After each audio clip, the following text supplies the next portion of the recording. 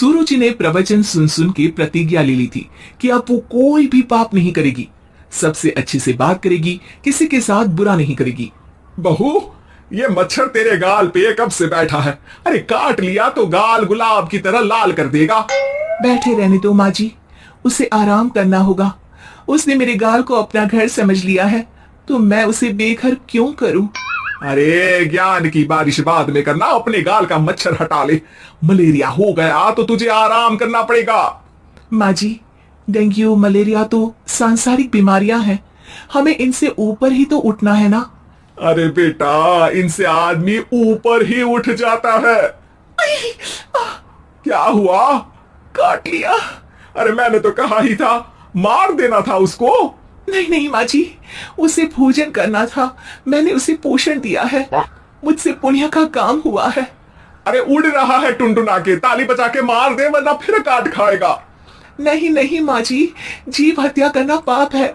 मैंने एक बार व्हाट्सएप पे एक उपदेश पढ़ा था, मच्छर आपको काटे ये उसका जुनून है, उसके बाद आप खुजाओ ये आपका सुकून है, लेकिन कभी मच्छर को मारना मत, क्योंकि उसकी रगों में आपका ही खून है। अरे तू और तेरा व्हाट्सएप का ज्ञान, भगवान बचाए। सुरुचि की ये पुण्य करने की आदत से कई बार सुरुचि का नुकसान होता, लेकिन फिर भी वो पाप से दूर रहती। सुरुचि, मेरे सर में जुएं हो गई है, निकाल दोगी? कोई आपको अपने घर से निकाले, आपको अच्छा लगेगा क्या? अरे लेकिन परेशान करती हैं जुएं, दिन भर सर खुजाता रहता हूँ। देखो, इसी बहाने तुम्हारे सर की चंपी हो जाती है। तुम्हें तो जुओं को थैंक यू कहना चाहिए। तभी बाहर से ससुर जी की आवाज आती है, बहू बहू। अभी आई बाबूजी। बेटा सुनो, ये देखो चाय में ना मक्खी तैर रही है, दूसरी चाय ले आओ जाओ। ला दूंगी, पर मक्खी मत हटाइएगा। अरे क्यों बेटा? मक्खी चाय का सेवन कर रही है, अच्छा थोड़ी ना लगेगा आप बीच में अडंगा डाल देंगी तो। आपको अच्छा लगेगा क्या अगर कोई आपकी चाय छीन ले? अरे पर निकालूंगा नहीं तो मक्खी मर जाएगी बेटा। नहीं नहीं बाबूजी, आप उसे पीने दीजिए, पीकर उड़ जाएगी। लेकिन बाबूजी मक्खी के साथ ही चाय पी जाते हैं। ये क्या किया बाबूजी? अरे मक्खी सिर्फ चाय ही क्यों पिए? आज सुबह मैंने मिठाई भी खाई है, पेट में ही है, वो पेट में चाय भी पीती रहेगी और मिठाई भी खाती रहेगी। सुरुचि को समझ में नहीं आता कि वो बाबूजी के इस कारनामे पर क्या जवाब दे। वो सास के पास जाती है, सास के हाथ में एक खटमल मारने की दवाई है। माँ जी, आपके हाथ में ये क्या है? अरे बेटा, तू तो बीए पढ़ी है, इतना तो पढ़ने में आया ही होगा कि ये खटमल की दवाई है। माँ जी, आप क्यों मार रही हैं खटमल? मत मारिए माँ जी, आप अपनी नींद के लिए खटमलों को हमेशा के लिए सुला देना चाहती है। अरे अब चुप भी हो जाओ देवी, पुरानी दवाई है, एक्सपायर हो गई है, फेंकने जा रही हूँ, नहीं मार रही हूँ खटमल। और वैसे भी खटमल से ज्यादा तो तूने हमारी नींद हराम कर रखी है। माँ जी, पुण्य करना चाहिए, आपको तो ज्यादा करना चाहिए, आपकी तो उम्र भी हो रही है।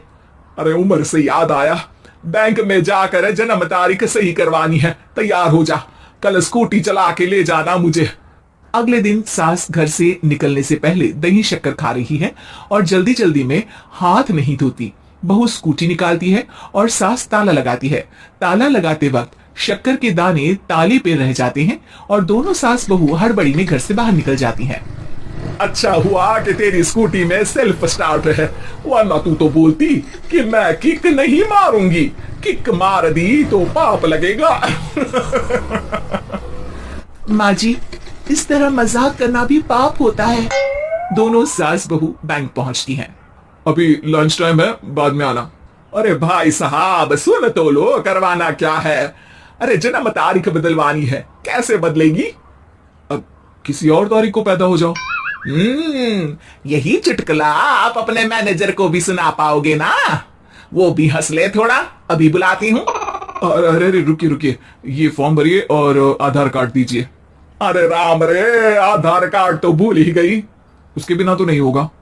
अरे बहू जा, घर से जल्दी से मेरा बटुआ उठा ला, उसमें मेरे सारे कार्ड रखे हैं, जा जा जल्दी लेकर आ, वरना बैंक बंद हो जाएगा और कल मुझे अपनी बहन के यहाँ भी तो जाना है ना।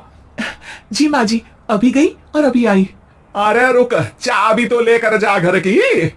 बहू जल्दी से घर पहुंचती है, लेकिन घर पहुंचते ही देखती है कि ताले पे बहुत सारी चींटियां हैं, जो माँ के ताला लगाते वक्त हाथ से ताले पे शक्कर छूट जाने के कारण आ गई थी।